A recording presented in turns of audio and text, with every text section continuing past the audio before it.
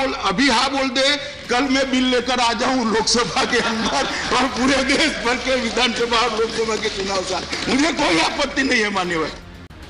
राज्यसभा में गृह मंत्री अमित शाह का यह बयान करीब 4 साल पुराना है, लेकिन आज इसकी बात इसलिए क्योंकि केंद्र सरकार ने 18 से 22 सितंबर तक संसद का विशेष सत्र बुलाया है और सूत्रों के हवाले से खबर है कि संसद के विशेष सत्र में सदन के पटल पर केंद्र सरकार एक देश एक चुनाव बिल ला सकती है, यानी देश में एक साथ विधानसभा और लोकसभा चुनाव हो।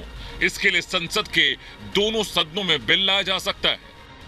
बीजेपी शुरुआत से वन नेशन वन इलेक्शन के पक्ष में रही और प्रधानमंत्री मोदी ने भी कई दफा एक देश एक चुनाव की वकालत की है। हम 52 से लेकर के आज तक लगातार चुनाव में रिफॉर्म होते ही रहे और होते रहने चाहिए, और मैं मानता हूं इसकी चर्चा भी लगातार होती रहनी चाहिए। उसके अंदर खुले मन से चर्चा होनी चाहिए, बंधे मन से होने की कोई जरूरत नहीं है। लेकिन आउटराइट ये कह देना कि एक देश एक चुनाव के हम पक्ष में नहीं है, अरे चर्चा तो करो भाई, आपके विचार होंगे। क्या ये समय की मांग नहीं है कि हमारे देश में कम से कम मतदाता सूची तो एक हो? पहले 18 और 21 दो मतदान के अलग अलग होने के कारण अब 18 सबका मतदान है। आज देश का दुर्भाग्य है, जितने चुनाव उतनी मतदाता सूची। कितना देश का खर्च हो रहा है, कितना मैन पावर उस मतदाता सूची में लग रहा है। देश में वन नेशन वन इलेक्शन को लेकर बहस काफी वक्त से चल रही है।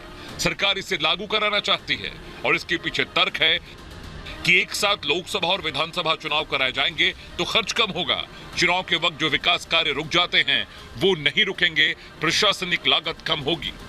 लेकिन संसद के विशेष सत्र के दौरान सियासी गलियारे में one nation one election bill लाने की खबरें तैरने लगी तो विपक्ष ने विरोध के सुर बुलंद कर दिए।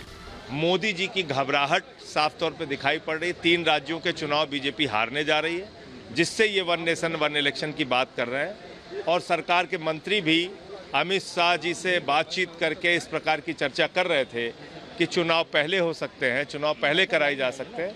ये उसका नतीजा है, ये घबराहट है इंडिया गठबंधन के बनने के बाद से। वन नेशन वन इलेक्शन सरकार पहले भी कह चुकी है भारतीय जनता पार्टी की, एक अच्छा कदम होगा। इस देश में जो बार बार असेंबली इलेक्शंस, दूसरे इलेक्शंस, पार्लियामेंट इलेक्शन होते हैं, एक ही समय पर जब इलेक्शन होंगे तो स्वाभाविक बात है कि देश में एक बहुत बड़ा बोझ जो पड़ता है उसमें तो कमी आएगी ही। साथ में ही हर समय जो स्टाफ है वो इन्वॉल्व रहता है इन चीजों में।